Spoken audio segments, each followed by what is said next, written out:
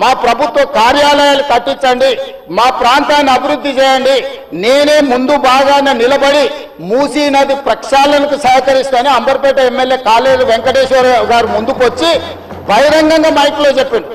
నిన్నగాక మొన్న వచ్చి నన్ను కలిసి చెప్పిండు.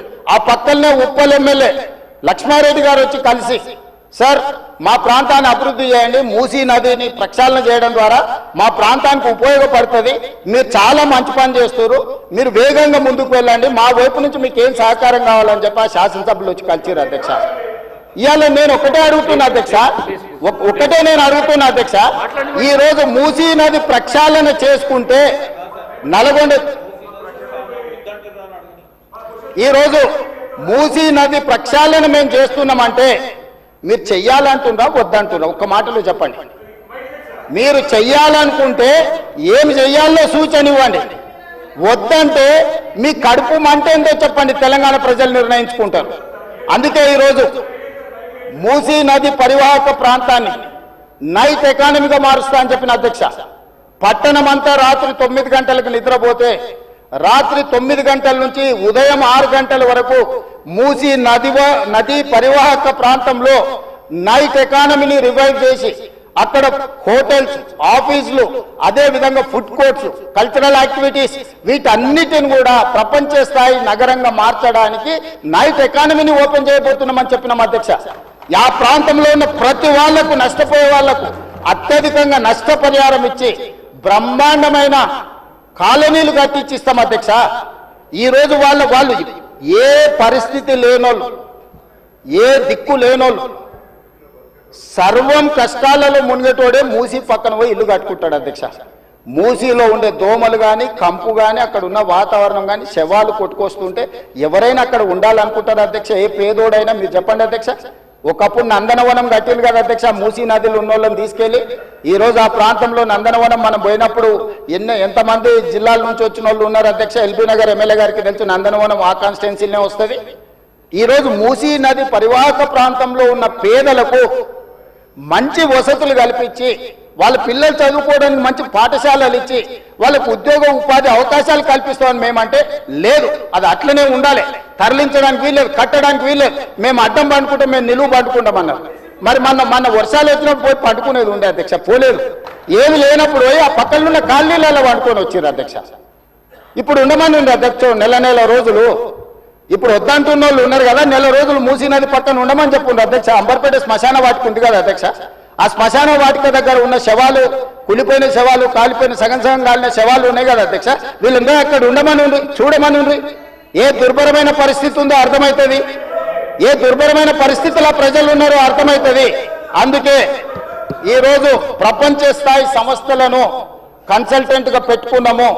ఫస్ట్ ఫేజ్ ఒక కొలిక్కి వచ్చింది, మిగతాది కూడా విడతల వారిగా ప్రాజెక్టు రిపోర్టు జరుగుతుంది.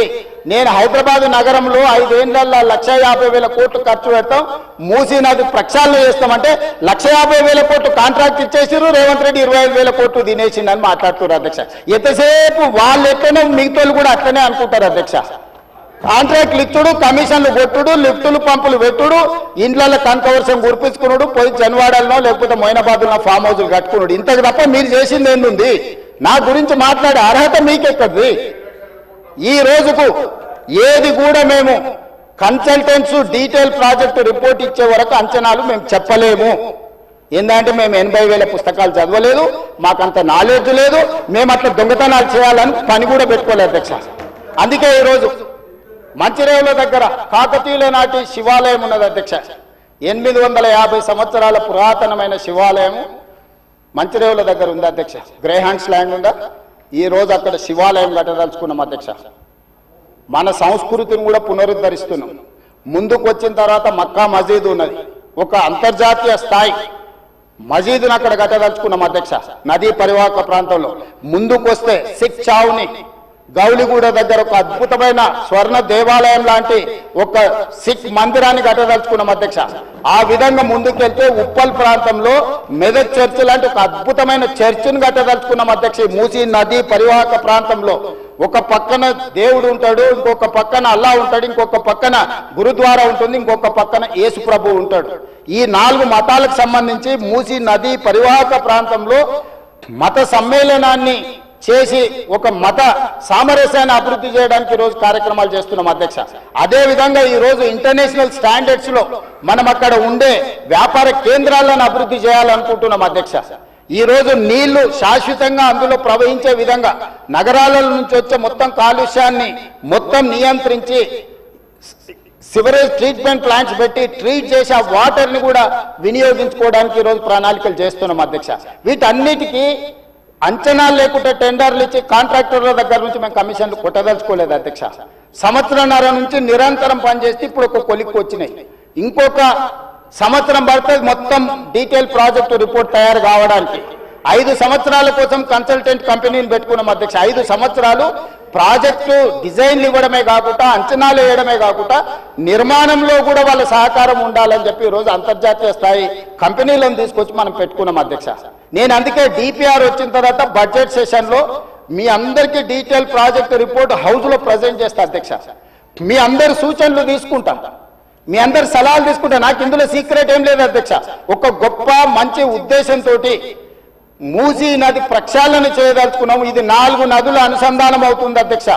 మూసా నది, ఈసా నది, గోదావరి నది, కృష్ణా నది, 4 నదుల అనుసంధానము జరగగలిగిన ఏకైక అవకాశం తెలంగాణ రాష్ట్రంలో ఉన్నది. ఈ గొప్ప కార్యక్రమాన్ని చేసే అవకాశం దేవుడు నాకు ఇచ్చిండు. ఈ రోజు గాంధీ బాపు ఘాట్ ఏదైతుందో అక్కడ గాంధీ సరోవర్ కట్టదలుచుకున్నాం అధ్యక్ష. గాంధీ సరోవర్ నిర్మించాలంటే ప్రభుత్వానికి భూమి తక్కువ ఉంది, డిఫెన్స్ ల్యాండ్ ఉంది. 200 ఎకరాలు కేంద్ర ప్రభుత్వాన్ని అడిగినాం, నరేంద్ర మోడీ గారిని అడిగినాం, రాజ్నాథ్ సింగ్ గారిని అడిగినాం. రాజ్నాథ్ సింగ్ గారు పెద్ద మనసు చేసుకొని తాత్కాలికంగా ఇమ్మీడియట్ గా ఒక 60 ఎకరాలు ఇస్తా, ఇంకొక 50 ఎకరాలు 100 ఎకరాల పైన ఇస్తా.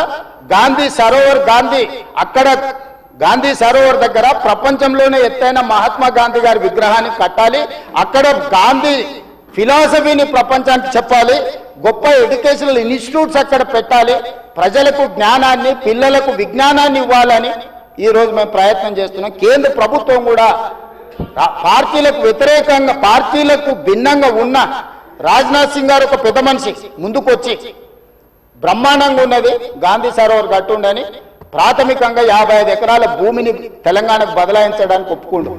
మేము 200 అడిగినాం, మేము 100కు వస్తాం, మిగతా 50 ఎకరాలు కూడా ఇవ్వండి అని అడిగితే మనం కలిస్తే ఇప్పుడు కమిటీని పంపించింది అధ్యక్ష. డిఫెన్స్ సెక్రటరీలు అందరూ వచ్చి ఫీల్డ్ ఇన్స్పెక్షన్ చేసి ప్రాథమికంగా ఇది బ్రహ్మాండమైన ప్రాజెక్టు, మీకు ఆ భూమి కూడా ఇస్తామని కేంద్ర ప్రభుత్వం ముందుకు వచ్చింది అధ్యక్ష.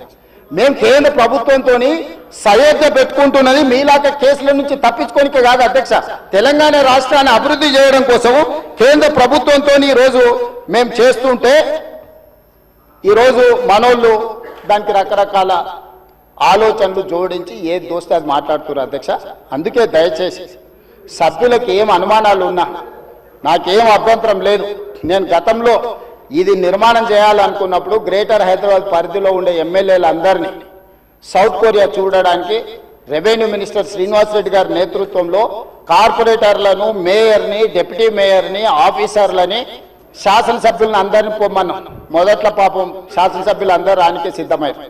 ఇక ఏమైందో కడుపులో విషం ఉన్న వాళ్ళు ఏం విషయం చెప్పినరో ఇక వద్దులే అన్న మేము రాము అని వాళ్ళు ఇచ్చేసారు. నేను ఇప్పుడు కూడా చెప్తున్నా, ఎమ్మెల్యేలందరికీ నా సూచన, ముఖ్యంగా గ్రేటర్ హైదరాబాద్ పరిధిలో ఔటర్ రింగ్ రోడ్ ఇన్సైడ్ ఉన్న ప్రతి ఎమ్మెల్యేకి నా సూచన, మీరు వెళ్ళి చూడండి, మీ అనుభవాన్ని మాకు పంచండి, మీ కాన్స్టిట్యున్సీలలో మీకు ఏం కావాలో చెప్పండి. మాకు ఇట్లనే చేయాలి, అట్లనే చేయాలి, దీన్ని చెడగొట్టాలని లేదు, చాలా మంచిగా చేయాలనే ఆలోచన ఉన్నది మాకు. అటు ప్రకాష్ గౌడ్ గారు కావచ్చు, ఎంఐఎం ఎమ్మెల్యేలు కావచ్చు, లేకపోతే కాలేరు వెంకటేష్ గారు కావచ్చు, లేకపోతే లక్ష్మారెడ్డి గారు కావచ్చు, ఆ కిందికి వెళ్తే ఎల్బీ నగర్ సుధీర్ రెడ్డి గారు కావచ్చు, లేకపోతే సబితా ఇంద్రారెడ్డి గారు మహేశ్వరం కాన్స్టిట్యున్సీ కూడా కొంత పార్ట్ అందులోకి వస్తుంది. మీరందరూ విదేశీ పర్యటనకు వెళ్ళండి, ప్రభుత్వమే ఖర్చులు భరిస్తుంది, పర్యటన చేయండి. ప్రపంచ స్థాయి మూసీ రివర్ డెవలప్మెంట్ ఫ్రంట్ను మనం అభివృద్ధి చేసుకుందాం.